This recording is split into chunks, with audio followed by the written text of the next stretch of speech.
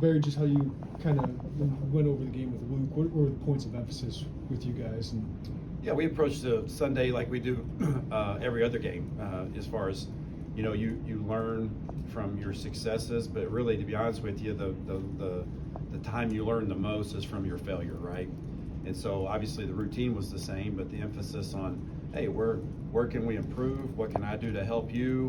What did you like? What did you not like? It's a constant conversation, not just with Luke, but with all of our players on all sides of the ball in all phases. But obviously we got off to a slow start, and that goes without saying.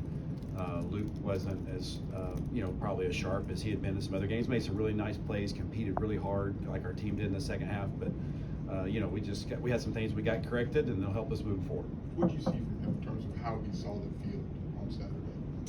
I don't think he saw the field any differently than what he had seen. Obviously the first interception was a something that he didn't see clearly, was a misread, and their speed in the back end, I think, really showed up during the course of the day, and that was a good example of that. The safety spun, and he thought the safety was grabbing the low crosser, and it's a mistake that most quarterbacks make at some point in time, and obviously that's something that we need to learn from, and he will. What you're seeing, Barry, is Luke holding on to the ball too long, or is it not that simple? Say one more time. From what you're seeing based off Saturday, is Luke still holding on to the ball too long, or is it just not that simple? It's not that simple. Red zone offense, percentage-wise, have been even better than a year ago. So what maybe broke down Saturday? We had several trips there. Yeah, that's a big factor, obviously, in the game. I think we had four trips officially, and got one touchdown and a field goal, and had two possessions where we had nothing. So from a percentage standpoint and from an execution standpoint, obviously a really poor day in the red zone.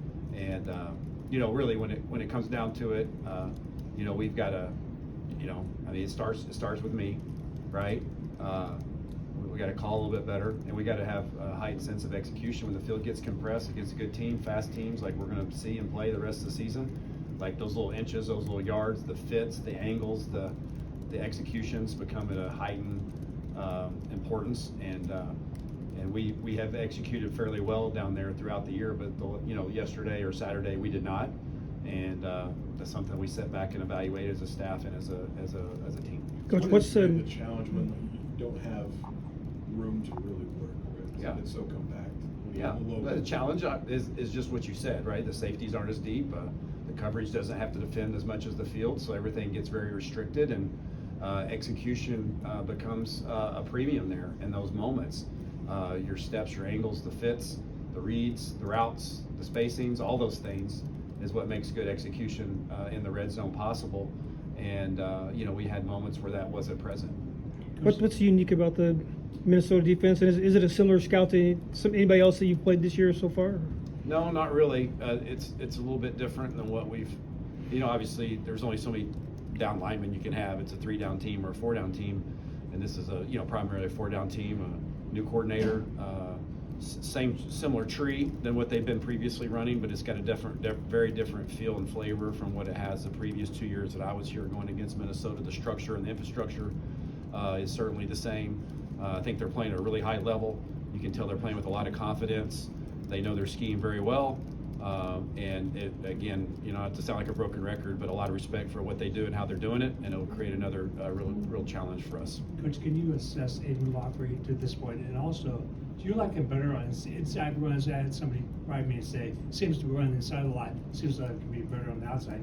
Tell me how that works. Yeah, sure. So we were really pleased with Aiden on Saturday. Okay. I think he's kind of coming back and hitting his stride, so to speak, here the last few weeks. I think he's certainly, part of that is probably he's feeling better physically than he's felt since the beginning of the season. And then you shift to the second part of that question, and being the speed that he has, right. To get him on the perimeter is always something that's, that we, are looking at and thinking about. And him and, Khalil have a unique running style to maybe Josh to Jordan or Caden, and then you try to blend that together with what we do well up front and what we're doing well, and how you blend those two together. But we have confidence in all of our backs to run any of the schemes that we have in our system, gap schemes, wide zone and tight zone, And we did that with him on Saturday, and we'll continue to do that. Barry, obviously, Coach Beal will address Pat Bryant, but like behind him, what does this week mean for those guys who are behind him, and what's your confidence in what those guys can bring? Yeah, I mean,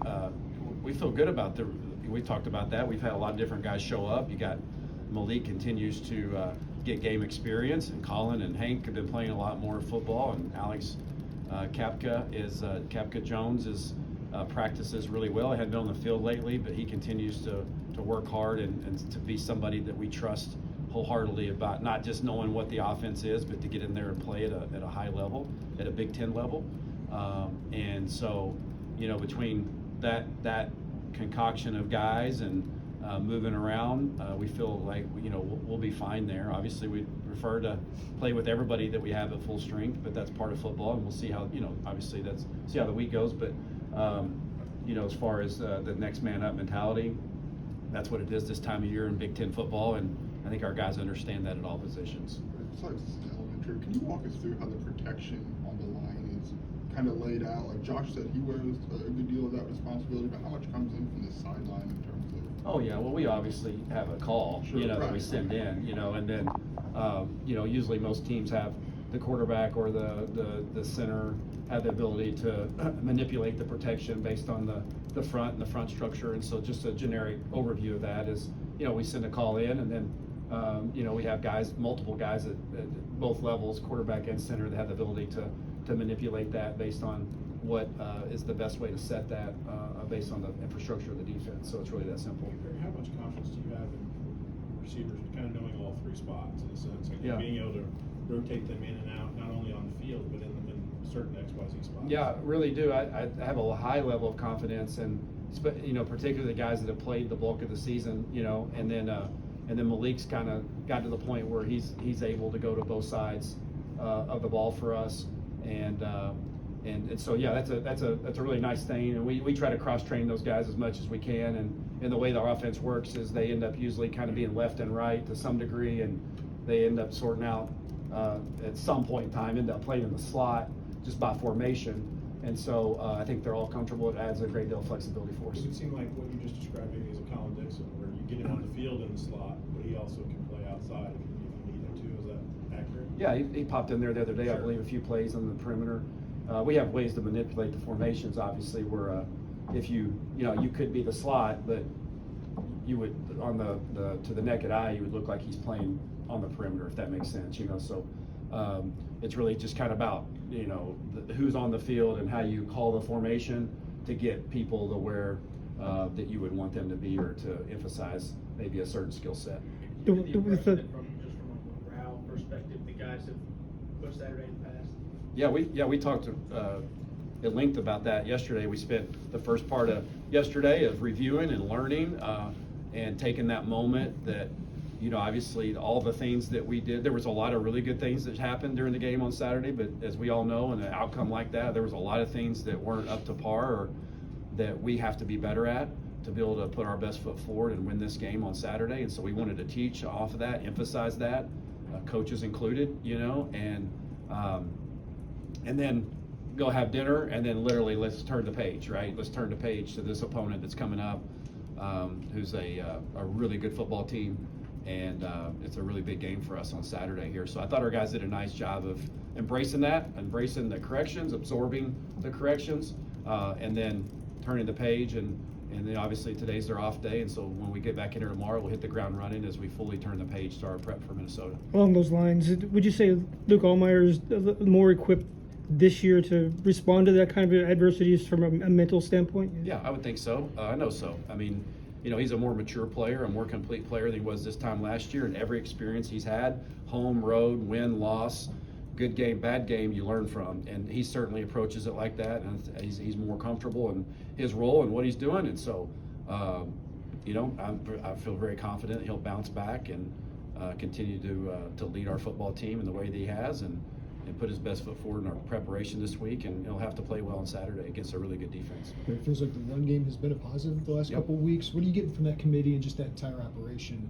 Yeah. to get some success against really good defense? Yeah, we played. Yeah, I agree with that. I think our run. I've been pleased with that. We still have some things that we got to get better, and we got to run the ball better and continue to stay committed to that. but I do think our backs ran really hard the other day, and I think at times our line did some really good jobs, or did a really good job, I should say, against that front, and covered them up pretty well, and we made some tight ends were involved in that as well. I thought Carson Goda really played well for us the other day, and in his role, and yeah, I mean, hopefully we're coming in kind of our own a little bit in sync in the run game, and kind of that's leveling off for us, because that's got to continue to be an important thing that we do. Is you know, just we got to be able to run the ball efficiently and effectively, and I mean, I think these guys. I don't know exactly the number, but I know it's a very highly ranked run defense, and the defense overall that's been stingy against the run, and so it'll be a great challenge for us to be able to do that this week. What's Luke's role maybe in that run game moving forward? I mean, do you dial up more for him specifically, or do you just kind of count on him in making the reads when it's time? Yeah, both. I mean, you know, there's some of that's natural reads. You know, against Michigan a couple weeks ago, there were some more maybe designed, you know, things for him, and then certainly had some of that stuff in the plan as well. It just never unfolded last week, but we feel like he's a weapon for us, and but you know, the first priority for us is we want to get the ball to the backs, and when we can add an extra hat or get the opportunity for him to get on the edge, that's something that we got to continue to explore, because I think Luke's got a natural knack for that, and he's got good ability to do that. Saw the ball come loose a few times with him. Like, what's the process for you guys throughout the week of working on that ball security? Yeah, in the pocket. Yeah, we try to simulate the best we can without actually getting him in, you know, harm's way, but just so he can practice and continue to harp on, you know, two hands on the ball and ball security. And you know, that's one of the things we talk about a lot, is just like we have to protect the quarterback and protect the ball and the ball carriers, right? And so that's everybody, including himself. He's got to protect himself, you know, with getting rid of the ball at times, and then we got to protect his blind side, you know, when he doesn't see those things coming. So whether it's a lineman, a tight end, a back, a receiver running the right route, quarterback throwing the right time, there's a lot that goes into having ball security, other than in just holding on to it, you know. And but that's obviously a big point of emphasis for all of our players on offense. You touch the ball, job security is the most important thing that you have, right? Ball security, and so we emphasize it, preach it, work it during practice. We'll continue to do that again this week. All good? Thank you, guys.